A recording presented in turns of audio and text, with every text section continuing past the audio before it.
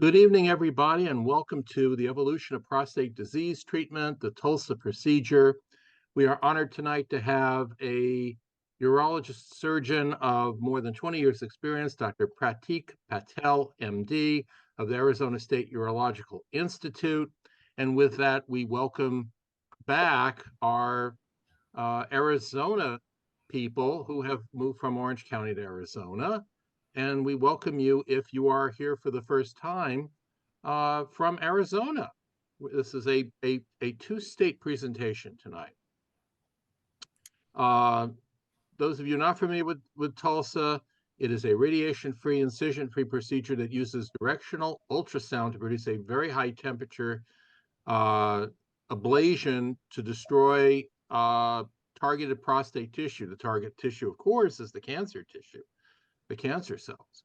The Tulsa procedure is durable and proven to preserve erectile function and continence. Dr. Patel is a board-certified urologist and founder of the Arizona State Urological Institute. He is trained at Rutgers University Medical School and the Cleveland Clinic. Dr. Patel specializes in prostate and kidney cancer surgeries with the Da Vinci robot, focal treatments for prostate cancer, and office-based laser treatments for benign prostate hypoplasia.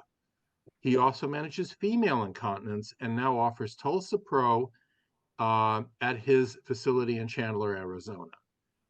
He is deeply involved in advancing prostate cancer care through clinical trials and serves as principal investigator on many studies. Without further ado, I want to welcome from Arizona, Dr. Patel. Thank you very much. Good evening to everybody. It's a great pleasure to be here on this forum. It reminds me of the COVID times when we actually were doing all the meetings to Zoom and started that way. And it's continuing. It's always good to reach out to everybody and not have to be in person. So I will tell you a little bit about prostate cancer and Tulsa Pro, and then we'll be more than happy to talk about it and ask any questions you may feel like it. Some questions might be appropriate, might not, but it doesn't matter. All questions are good questions. So we're going to talk about the prostate anatomy, then talk about prostate cancer and the treatment options available. What is the Tulsa procedure and the Tulsa procedure patient journey and selection, and then questions you might have about it. What is the prostate?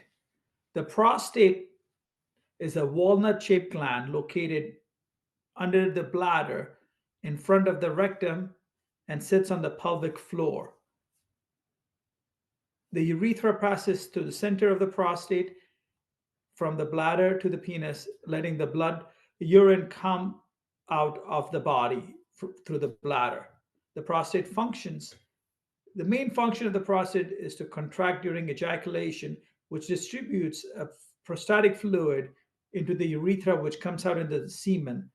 The idea is that the sperms are stored in an alkaline solution. The acidic solution is what actually liquefies the semen, so the ejaculate, the sperm get free and then go do their business.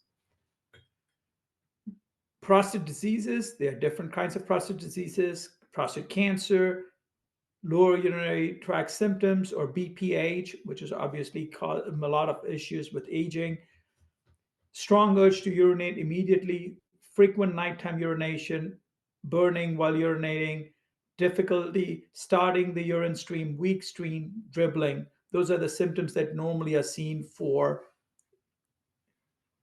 BPH. What is prostate cancer? It's the uncontrolled growth of abnormal prostate cancer cells. As they grow, we look at that the prognosis of prostate cancer depends on how far the spread is, so the stage, and how aggressive it might grow, the grade of the disease. Localized prostate cancer typically has no symptoms and requires screening, meaning when you have symptoms, it's usually too late in the game. Prostate cancer in the United States, the statistics show that 1 in 8 men are diagnosed with prostate cancer in the lifetime. It is the second leading cause of cancer amongst men after skin cancer.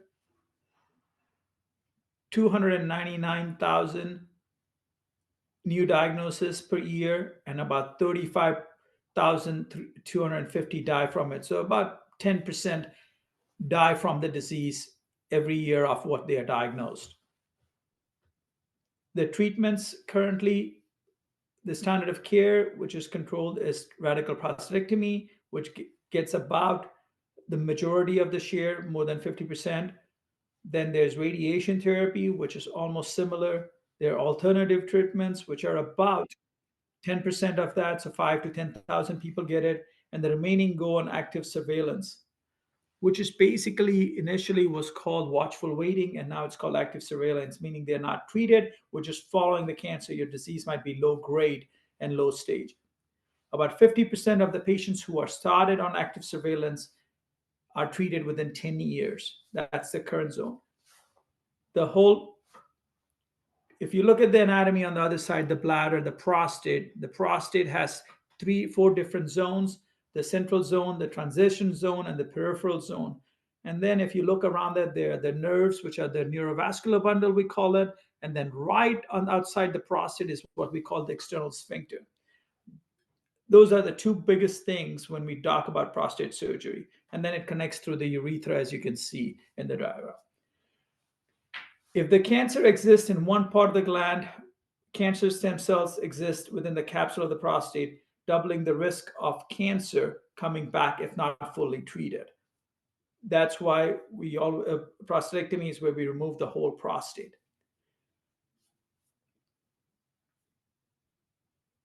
About 25 to 50% of the patients will receive multiple treatments, meaning that they do one and they have to do a second treatment. Disease spreads beyond the prostate, cancer returns within the prostate or at the margins, and there's side effects. So that's the question.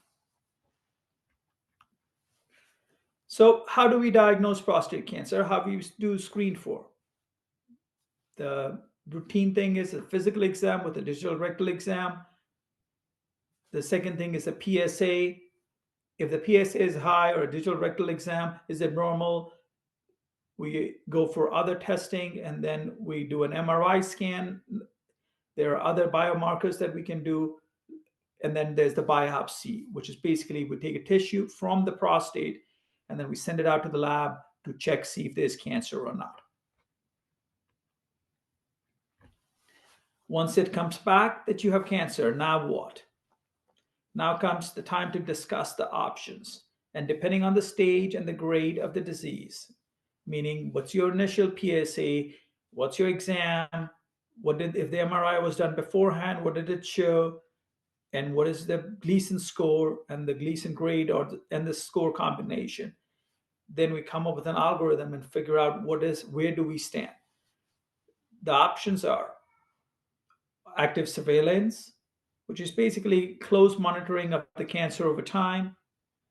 It avoids overtreatments, but may cause anxiety in patients and their partners and the loved ones. And it also increases there's still a cost for doing this. It's about $29,000 because you're routinely doing blood tests, then you do a biopsy at a year, you do an MRI, you're still doing the test to just make sure it doesn't progress and doesn't go higher stage or higher grade. The second option is radiation, where basically a high energy X-rays damage the DNA of the cancer cells, but also it damages surrounding tissue. There are multiple treatments. There are low dose treatments, which are 5 treatments, short bursts, and then there are longer traditional ones, which are about 40 to 45 days. And then there are other options also, proton beam and stuff. Those are the radiations. There are another form of radiation therapy, which is pellet therapy, which is also there, which is much more bigger, but that also has complications. The biggest things is the side effects: rectal toxicity, erectile dysfunction, and urinary symptoms that people get from them. The third option, as a surgeon and a urologist, I can talk all day about this also, but prostatectomy, where we remove the entire prostate and the surrounding tissue. The most common side effects, obviously, when we were showing you the anatomy of that, is that nerves which go next to the prostate and the sphincter. So those are the two biggest things which get affected, which is erectile dysfunction and incontinence, and relatively longer recovery time. Just with the robotic prostates, it's gone down, but it's still there a little bit, especially in the after the surgery. And then the ablation is basically you are destroying the tissue at hand. There are different ways to destroy it: HIFU, cryotherapy. You can freeze it, you can heat it, laser, electrical activity, and Tulsa Pro. It basically destroys the tissue without surgery or radiation. The goal is to disease control with less morbidity. Active surveillance, what is it? As I discussed earlier, you have to be the right candidate for it. There are a lot of times we can discuss it with the patients as an individual basis. And then also goes by history. How, if anybody in the family had prostate cancer, how did they behave? How was it? It involves basically close monitoring of prostate cancer with at the minimum, a yearly DRE. I usually do it every 6 months initially, and a PSA test every 6 months too. And then we repeat a biopsy in 1 to 3 years, depending on how the stage and disease is. We then don't repeat it for a little while and just follow it with imaging and PSA.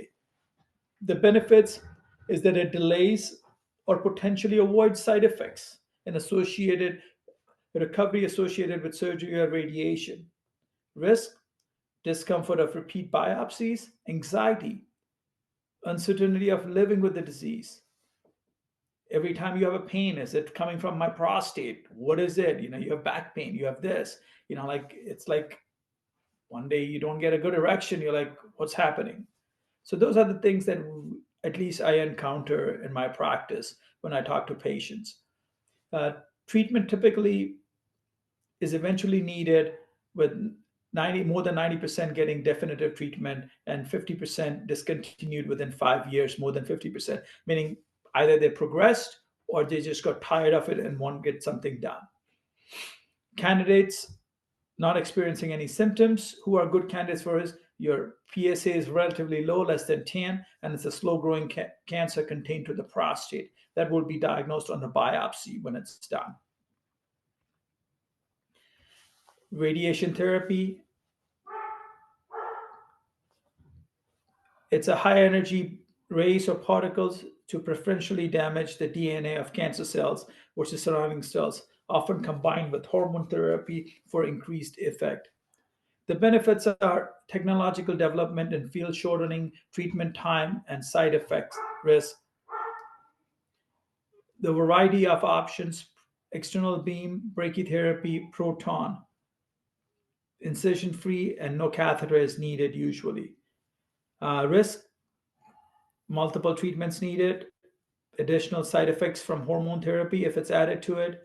About 13 to 25% will have toxicity with the of a grade 2 rectal toxicity, 63% chance of erectile dysfunction, and new or worsening lower urinary tract symptoms like retention, stricture, radiation, cystitis, and even bladder cancer.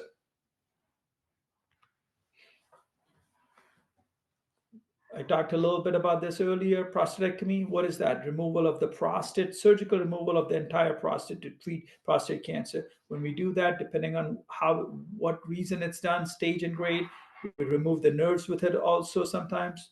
We have to do lymph nodes also. We have the option of doing it. The other one is a simple prostatectomy, which is basically to treat benign prostate, the hyperplasia, which is totally different. The benefits of this is that to remove the entire prostate and surrounding lymph nodes. Long existing treatment option, meaning this is the original option which was there for prostate cancer, and it's still there.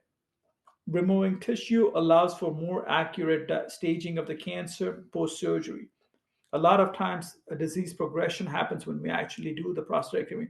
Even though an MRI or a PET scan will show that the cancer is confined to the prostate, when we take it out, there'll be micro disease in the lymph nodes or outside the prostate. Risk: fairly invasive surgery, longer recovery times. Chances of erectile dysfunction range from 25 to 100%, 15% chance of long-term incontinence, and 15% chance of GI toxicity. It thinks that it's a combination of a couple of things over there, and we can go in more detail if needed. Focal therapy.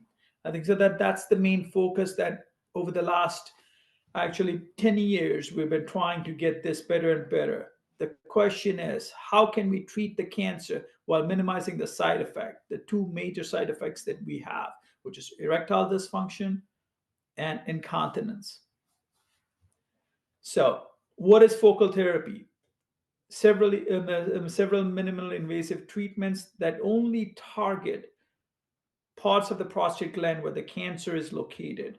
The goal of this treatment is to destroy the tumor and a safety margin within the prostate while leaving the remainder of the gland intact.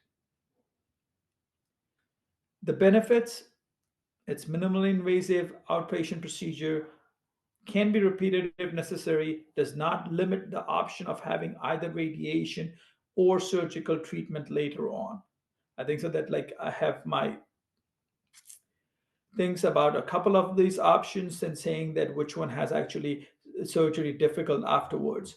You know, I can tell you cryo and HIFU, when I do surgery after those, there's a little bit more challenging to do. Risks typically do not treat the whole gland and can leave behind cancerous cells. Let's talk a little bit about HIFU. High intensity focused ultrasound. What is it? Ultrasonic waves focused across the rectal wall to a single point to rapidly heat up that area and destroy the prostate cancer tissue. A region is targeted one point at a time. Treatments can be repeated as needed. Benefits, it's minimally invasive, outpatient procedure, well suited to small targets in the back half of the prostate. Because this is going through the rectal wall, you can treat the cancers which are at the bottom side of the prostate. Now, the good news is a lot of the cancers on the bottom side, but from the biopsies and everything we do, we know there's also cancer on the other side and on the top side too. And also when we do the prostatectomies. It can target diseased areas without treating the entire gland or surrounding structures. Risk, most patients have disease in more than a small part of the prostate, meaning that it has multiple areas. May not be appropriate for some patients with extensive calcifications within the prostate. The whole gland HIFU is associated with moderately increased high rates of erectile dysfunctions, urinary incontinence, and urinary symptoms. And also you can get strictures, rectal injuries from that also. Cryotherapy. What is it? It's repeated freezing and thawing of cells to destroy tissue. Long needles are inserted through the skin into the prostate where the probes are filled with gas that causes the nearby prostate tissue to freeze. The region is allowed to thaw and then it freezes again. Usually we do 2 cycles of it and usually you get good success with it. The benefits is a single treatment day, less invasive than surgery, shorter recovery, typically a few days, and can be repeated if necessary. Risk. Outcomes heavily dependent on needle placement. Ice ball can be seen when we actually do this under ultrasound, but sometimes it extends further than the treatment effect. Whole gland cryo is associated with a high rate of erectile dysfunction and other rectal and urinary symptoms and complications. Let's talk about what we're here for, the Tulsa procedure. What is it? How Tulsa Pro works, clinical outcomes, benefits and risks. Are you a good candidate? Every patient wants to know what is the best thing for them. Well, everybody wants to get something done, but is the best thing for them, or are they even a candidate for it? Where to get the procedure? So what is Tulsa procedure? Tulsa is MRI-guided transurethral ultrasound ablation, a radiation-free and an incision-free procedure that uses directional ultrasound to produce very high temperatures to ablate targeted prostate tissue. It's available since 2019, so it's the 6th year now. Benefits: single day treatment with no hospital stay, uses real time MRI for detailed visibility of the prostate at all times during the procedure, enabling the physician to preserve the nerves, blood vessels, and the muscles involved in erectile function and urinary continence. Robotic controlled ultrasound beams deliver precise, predictable ablation of a physician described volume of prostate tissue ranging from a small focal region up to the whole gland. The transurethral blade of ultrasound energy allows access to all parts of the gland, including the posterior, the anterior, and the apical targets, as well as ablation of large volume of obstructive prostate tissue associated with BPH symptoms. The risk: short-term urinary symptoms associated with postoperative swelling and urinary catheters, UTIs, retention, stress incontinence, erectile dysfunction. Rare cases of persistent urinary retention or urethral narrowing requiring endoscopic correction may not be appropriate for some patients with extensive calcification within the prostate. And I think so that this is the one we will talk about a little bit more in detail when time comes. So let's go over this. As we said, Tulsa procedure, it's done through the urethra. So the first thing that happens is the urologist inserts the catheter and a cooling device. The urethral cooling device, as you can see over there, the ultrasound applicator is in there, and then the sweeping directional healing, which comes in with it. There's also a rectal cooling device. So there are 10, if you look at this, there are 10 parallel ultrasonic beams focused to ablate from within the gland. Continuous rotational sweep for confluent and efficient heating of small and large sectors. Active cooling protects the urethra and the rectum. And I think so that's what differentiates it from other treatments, focal treatments. So as you can see, there's a small video.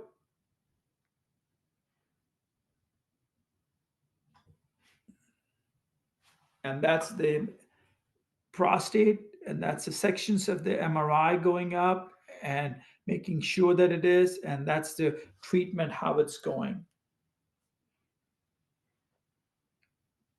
And heating up, and you can see that on a live image.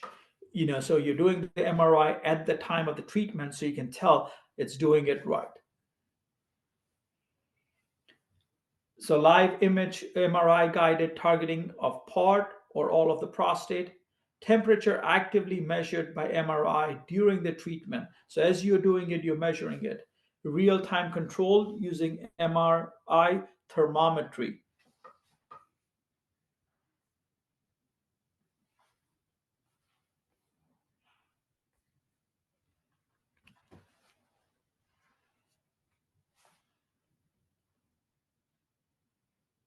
And when you're done, you pull the catheter out.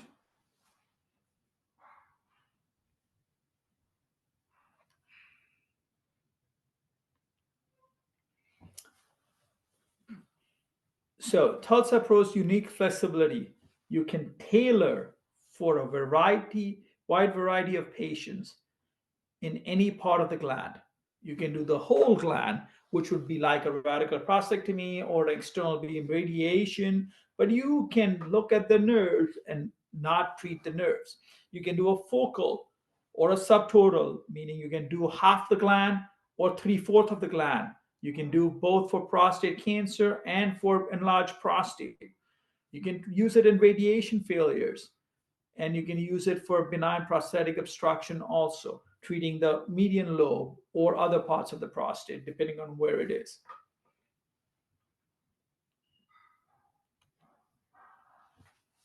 Let's look at the timeline when Tulsa Pro originally was going on. It started in, as you saw, in 2003 and went on. 2008 is when Profound was formed. Then the first in human trials, 2010. Phase 1 was 2015, 2016. 2017 is when they did the TAC pivotal trial study. 2019 is when they got the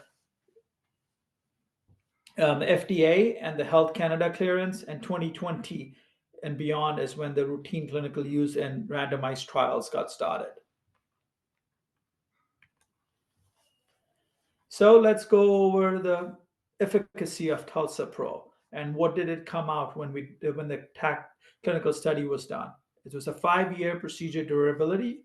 They treated 115 patients with low and intermediate risk prostate cancer, proven prostate cancer, most bilateral disease, or greater than 5 cores.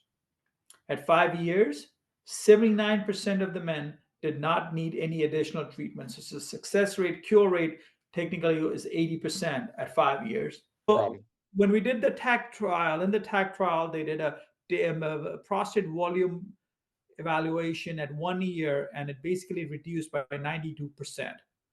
And you can see that over here, it's represented that it was 58 cc's and went down to 0.5 cc's at 12 months when an MRI was done. So Tulsa Pro whole gland outcomes. This is the 4-year TAC interim outcomes. 87% of the men reported erection firmness sufficient for penetration at 4 years, which is great. 97% of the men did not have any urethral strictures. Remained continent at 4 years. 99% of the men, no men were incontinent more than 1 pad a day.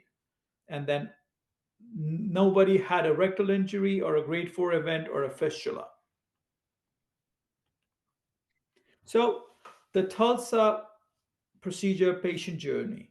So you do the screening for Tulsa, you do a disease detection, you do a stage diagnosis and staging. The urologist sees you. We do a screening for Tulsa. We have to do a CAT scan because remember, we have to see the calcifications. If they have too much calcifications, too big calcifications, you're not the ideal candidate for it, because if you can't reach the treatment of the cancer, then it's not the right thing.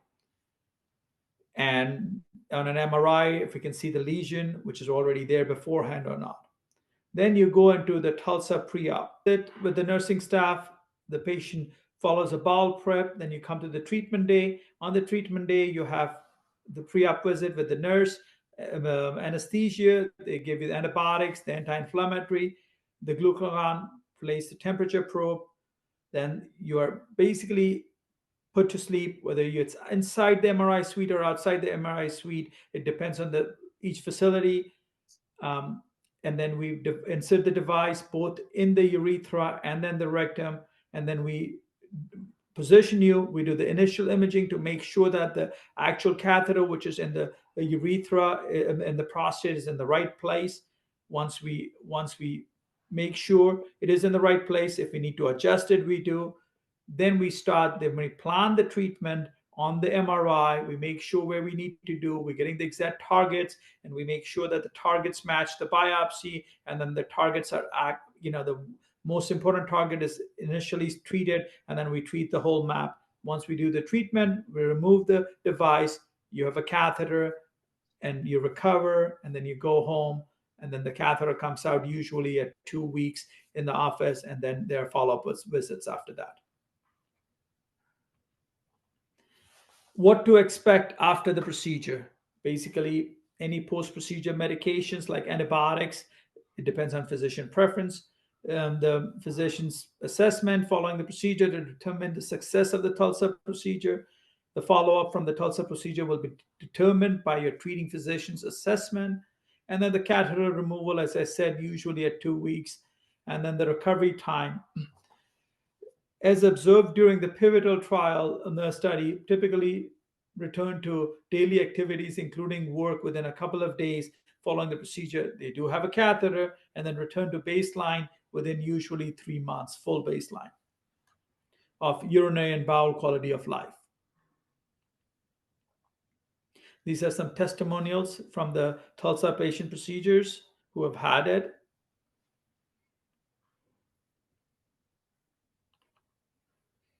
And the biggest question for everybody, are they eligible or are they a candidate for the Tulsa procedure? So, first of all, you have to have the ability to get an MRI done. If you have a lot of metal down in the pelvis, that precludes you from getting a good MRI, or you'll have a lot of implants down there. You have to be undergoing general anesthesia, so you have to make sure that you can tolerate that. And you do not have any large cysts or calcifications in the prostate that might interfere with the planned ultrasound beam path. Those are the biggest things to look at. And obviously, whether you're a candidate or not, ultimately the physician will be deciding that. And you can look up where a Tulsa Pro Center is by going to their website, tulsaprocedure.com. And that brings me to the end of my slide presentation. If you have any specific questions or anything, I'll be more than happy to answer. Thank you. Well, I know Lumono has one. How does Tulsa Pro work for patients with larger prostates? I think so. That's a great question. So the first thing is going to be definition of a large prostate. Secondly, when we do the measurement of the prostate, when we put it in the urethra, if it's more than 3.5, I would say, a little bit less, but like 3.5 centimeters on either side, that's a large prostate. And if it's, and the only way to do that is to decrease the size of the prostate. So whether we put you on short-term therapy with Avodart or with any of the hormone treatments or anything like that to shrink the size of the prostate, which it will reduce it by, depending on which one it is, by 25 to 30%, and you become a candidate for it. The other option is that if you really wanted to do it, to shrink it down by doing a procedure where we shave the prostate to a smaller size, and then it becomes smaller, and then you can get it done also. Very good. Brian wants to know, does Tulsa Pro require full anesthesia or just local anesthesia?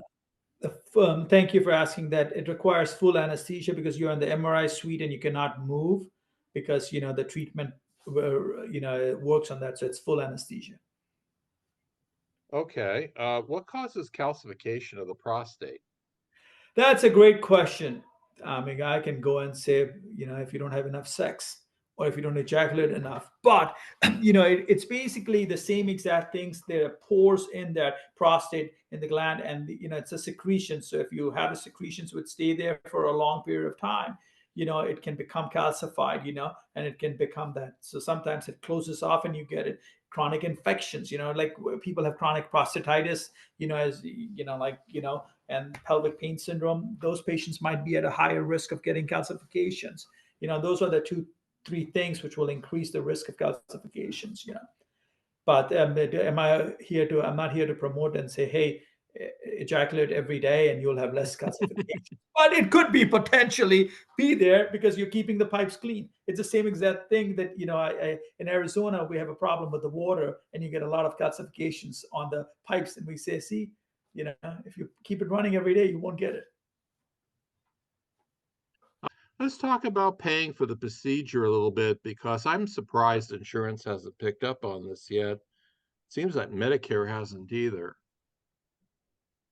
I think so. Go ahead.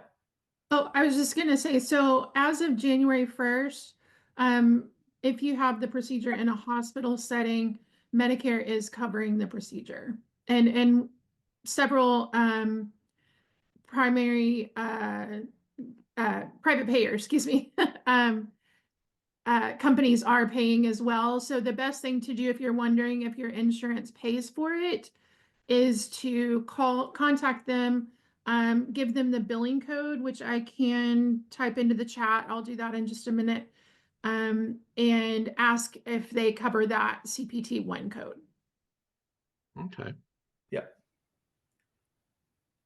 Greg wants to know what is meant by low or medium risk on a biopsy.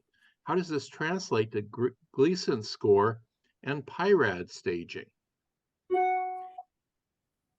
That's a great question. I think so that like PIRADS is, in my opinion, independent, but you can have a PIRADS. So PIRADS goes into 1, 2, 3, 4, 5. So 1, 2, we don't even call them cancer or anything like that on the PIRADS. The PIRADS 3 is the minimum. We call it low risk to intermediate. Then you have 4, which is likely, and 5 is generally very likely to be cancer. So PIRADS 5 is an aggressive cancer. That's on the MRI. On the staging itself, on the grading, we go by Gleason score and Gleason grade group. And you have, on prostate biopsy, you have Gleason score goes from 1, score goes from 2 to 10, grade goes from 1 to 5. Again, in that one, we don't call grade 1 or grade 2 is no longer called cancer, so we don't even, it's not even written by the pathologist. Gleason grade 3 is the minimum. So usually you'll have 2 scores. One is the most common, and the second one is the second most common form of pattern. And the form of pattern is what dictates what the Gleason score is. So you can have a 3+3, a 3+4, 4+3. So 3+3 is low grade, a 3+4 can be low grade, 4+3 is intermediate grade, a 3+4, if it's too much, can be intermediate grade. And then you have the higher grades, which are 4+4, 4+5, 5+4, and a 5+5. And then there's some couple of cancers which are very rarely seen, thank God, but they are still seen as a small cell carcinoma of the prostate and a couple of other ones which are more aggressive. So it's essentially low grade disease, low to intermediate grade disease is basically 3+3 or 3+4, and intermediate would be 4+3.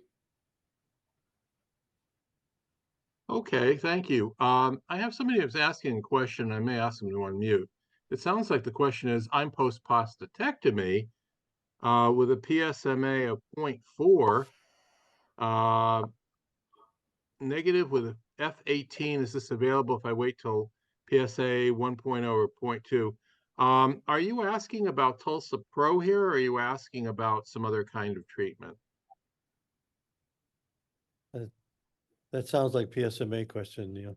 Yeah, it sounds like a PSMA question, and I think it's Glenn. Is this your question? If you want to unmute.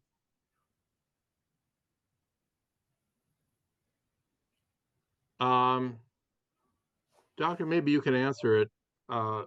It seems that somebody wants to somebody wants to know, and it doesn't sound like it doesn't sound like a Tulsa question because there's no prostate to do with Tulsa anymore. But this is something about, is this available if I wait until PSA 1.0 or 2.0 or near the prostate? That's and I think we kind of either need clarification of this question and unmute, or maybe Doctor, you kind of get a sense of where we're going with this. Yeah, so I think that like the question he might be asking if there's a local recurrence of I can speak. Sorry, I can speak now. Yeah, I'm not clear as to if it's only for prostatectomy or whether it treats other things around, because, you know, I'm going to be facing probably radiation. If it shows up near the prostate, that 0.4, and I'd have to wait a while because you can't see it at 0.4. Does it do something if it's outside the prostate? Is it still available, or is it just not? It's not part of that. So I think so that if I don't want to say something which is not the thing. I think so. Like, you know, we have seen cases which have been covered with and presented, which actually, you know, you can sometimes treat further in. It just depends on how far it is from the actual treatment, catheter, and whether it's in line or not. You know what I mean? That's the number one thing. And like, yes, it can be potentially there have been cases presented for that, exactly what you're talking about. I think so. It just depends on how it is, and where it's being picked up on the PMSA PET scan, number one, and number two, does the MRI show it? And then we can, look at it. Yeah, it was the sperm duct right near there is they had to remove some of that, and I don't know where that 0.4 is, obviously, but it's not in bone, it's not in glands. So they did the PSMA, and so far, I mean, they doesn't show anything. So unless I mean, either I get radiation or I wait till it's at a 1 or a 2 so that we can figure out where it is. And then that was my question. If it's near there. Okay. I think so. That's a great thing. And, this is the biggest dilemma that we have right now with a lot of the diagnostic testings is that, we want it to be picking up when it's 0.1. And initially, everybody, when it came out, said, oh, this is the greatest thing, since sliced bread. And then we realized that we're not picking it up until it's like closer to 1, exactly what you put it. So, but we are doing it at 0.2 and 0.3, and we're not picking it up, and it's completely negative. And then we are stuck in this limbo land as to what and where. And then, like, every time you have pain, you're like, is this where it is? And like, literally, we are just basically waiting for that PSA to go up or any other diagnostic test to pick it up, so that way we can treat it appropriately. Well, would it be wise to just do the a radiation treatment now instead, just the general radiation treatment? That would be the other alternative, or the basic one confronting.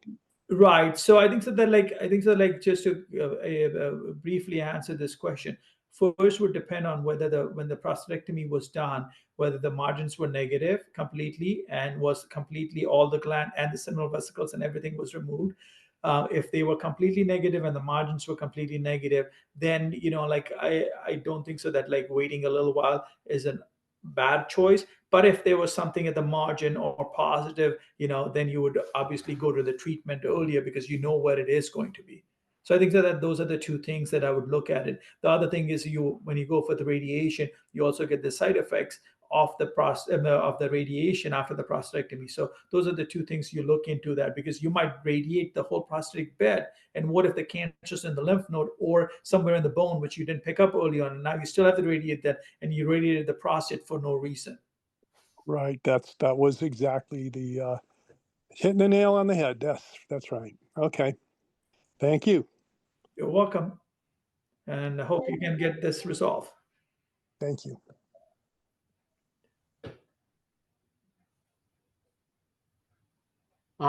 Here's some, Greg, you mentioned a typical prostatectomy includes local node dissection to assess for metastasis. MRI is fairly inaccurate in assessing pelvic nodes. How do you know if the disease is spread outside the prostate with the Tulsa procedure? Is this why you select outpatients with higher grade disease? This is an interesting question. So yes, all of the testing, nothing's 100% proof. I mean, like, I tell this in a different way to all of us who are present on this. You can have 2 kids, and they can be identical twins that are born to you. I'm thinking of boys or girls, and one will become a genius, and the other one will be a bum, and you raise them the same exact way.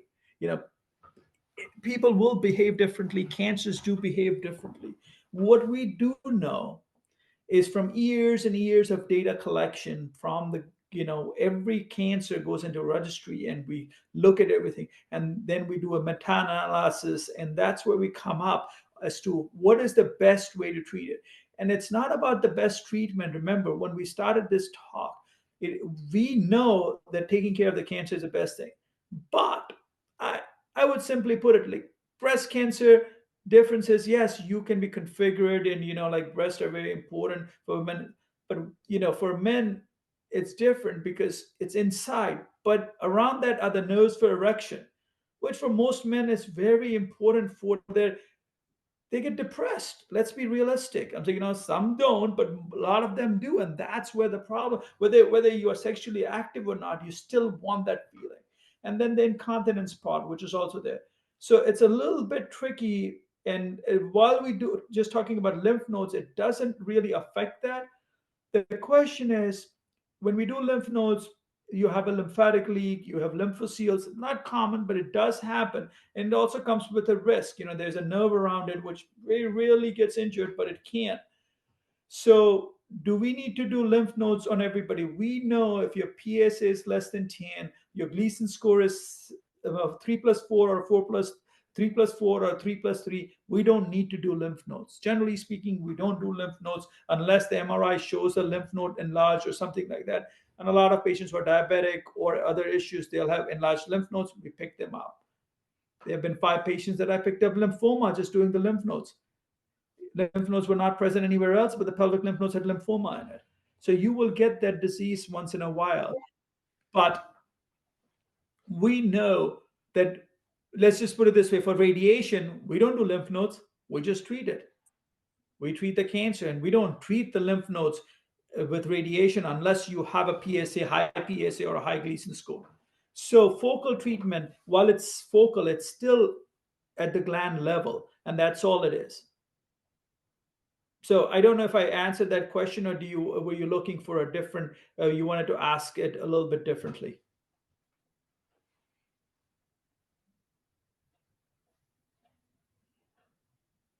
No, I think you did a good job explaining. Thank you. Thanks. We have Ira with an excellent question. Is there any updated information about the Captain trial, which compares Tulsa Pro against prostatectomy? And I assume that's not only for thoroughness of treatment, but for toxicity as well. Yes, the trial is currently ongoing. I'm one of the sites for the trial, and we are still enrolling patients. I think so that I believe by the end of the first quarter or the second quarter, we'll have fully enrolled patients, and then the 1-year data will come out after that, and then it will be. It is looking absolutely. It's looking at not only the effectiveness of the treatment, but it's also looking at the complications and the risk of it, versus the cost. Very good. Do we have any other questions? Anybody else want to unmute their mic and ask a question in person tonight? Did I skip anybody? Can you hear me? Hi, Lal. Hi. I still have my problem with radiation proctitis, and I went to see. Lal, I think we lost you. No, I stopped because it's start echoing on my side. You might have to take yourself off speaker. Okay, can you hear me now? Yeah, I can hear you now. Okay, the question is, I had a radiation done about 3 years ago, and I'm bleeding from proctitis. And I'm bleeding. Is there anything I went to see a doctor today, and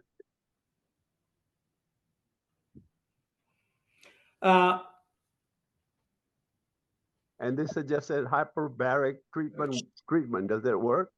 Yes, it does. The hyperbaric chamber, we know it does work. It helps with healing.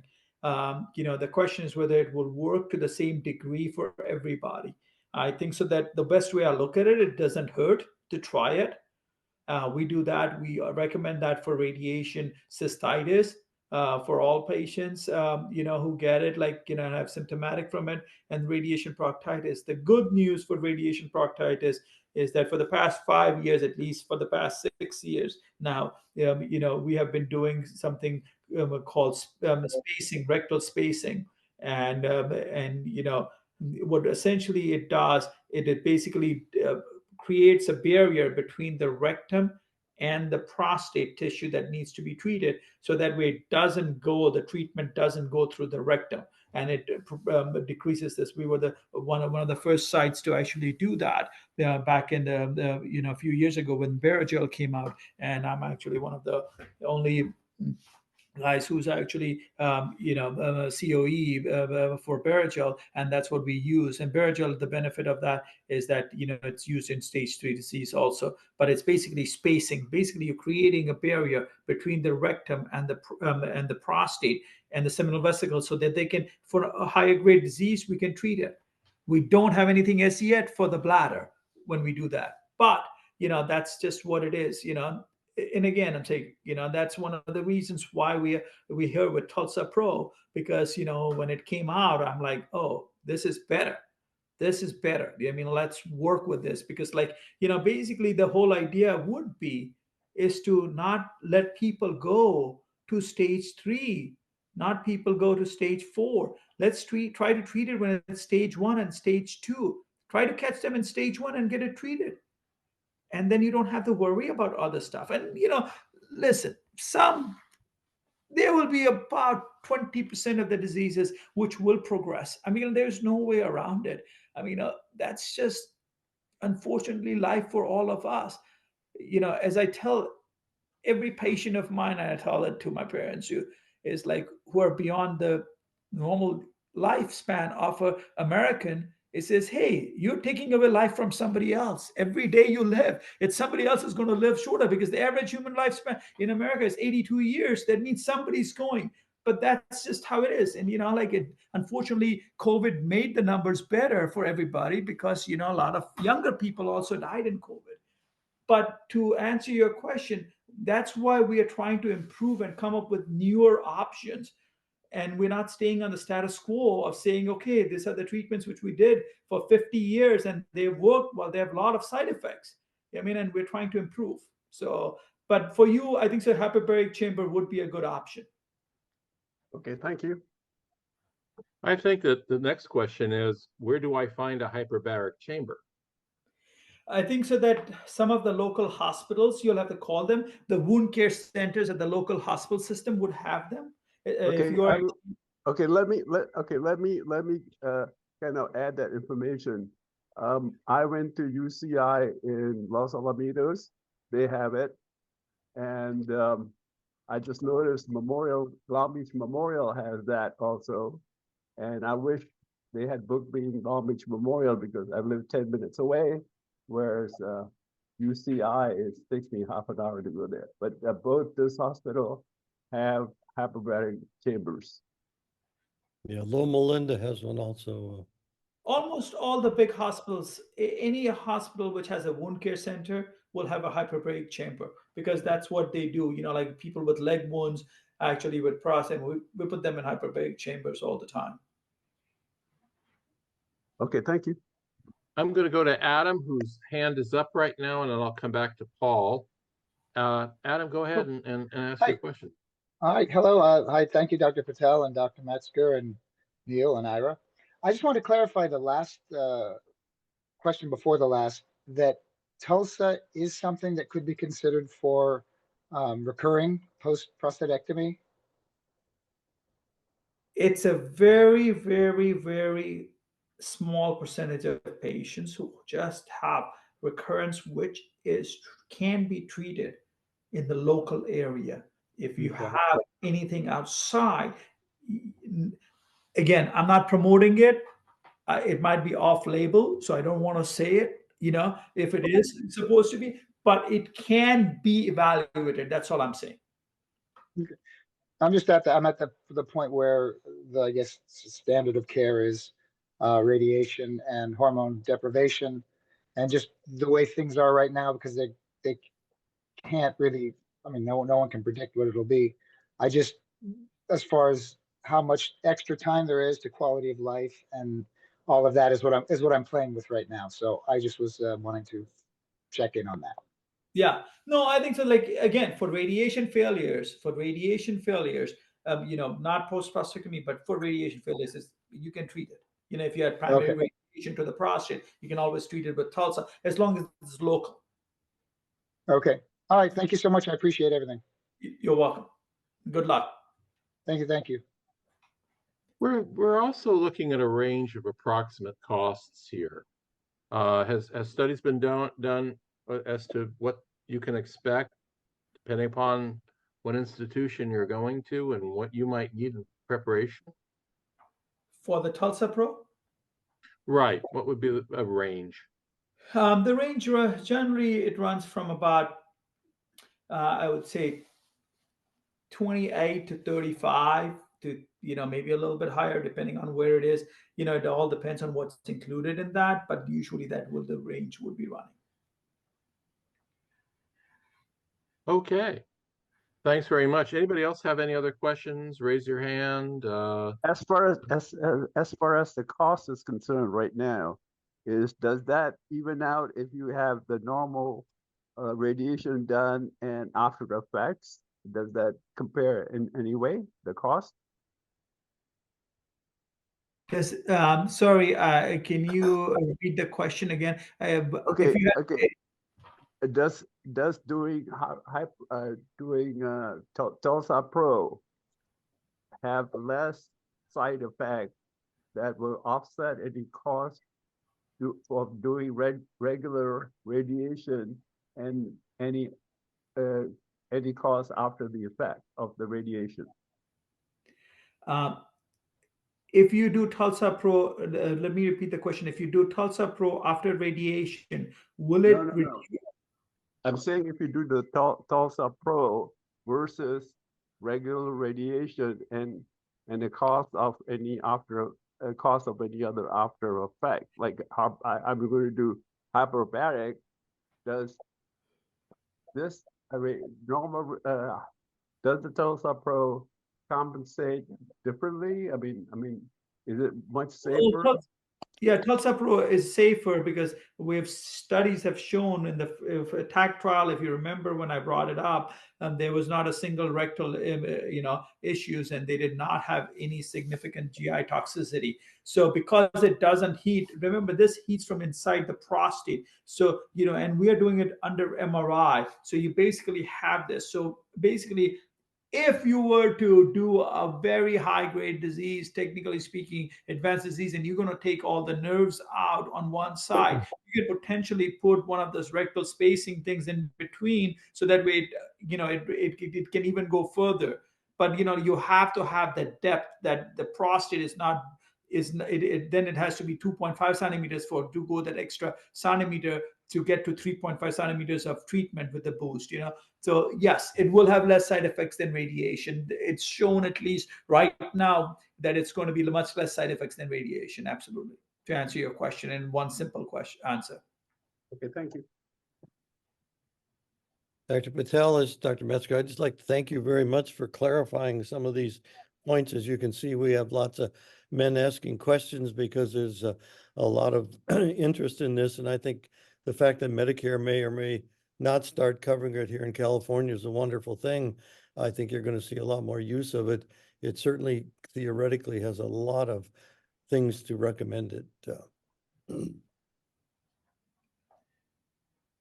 Yeah, no, I think so. Like, obviously this is the first step of the stepping stone. Once you, over the next, I expect it over the next year for all the insurance companies to fall in line with this and start covering it. But I don't know if it will or not. The hope is they should have covered it 3 years ago, but obviously they're not. So, everything takes time, and, I want to thank you, Dr. Metzger, for arranging this and giving me the opportunity to come on this forum. I know that for men who are going through this or for their loved ones, it is very important. And, it is to people who get side effects or get complications from treatments of surgery or the radiation or any of the treatments, or who have complications just from the disease itself. It's very devastating, and, it's just tough overall. Yeah. Well, thank you again, and we appreciate everybody that helped arrange this. It's a great information. It'll make a great video, and I'm sure it's going to get lots of attention in our library. Thank you very much for having me. Appreciate it. I want to thank you too, Doctor, and we look forward to updates from Profound and from you as this technology continues and there's more and more studies. If there are no more questions, I'll bring the meeting to a close and remind you to visit our website at prostateforum.org. If you like what you see, tell a friend. You'd be surprised how many men have questions about prostate cancer and don't know where to go to answer them. If you have an issue with something, contact us at prostateforumoc@gmail.com. We'll be glad to address your concerns. Claude, do you have a question? Yes, Doctor, I was kind of curious. I'm actually, about 3 years ago that I was diagnosed with 3+3 prostate cancer. It hasn't really grown much stronger, so I'm on active surveillance. And so it's about, it started off with just 2 biopsies. One was an MRI one.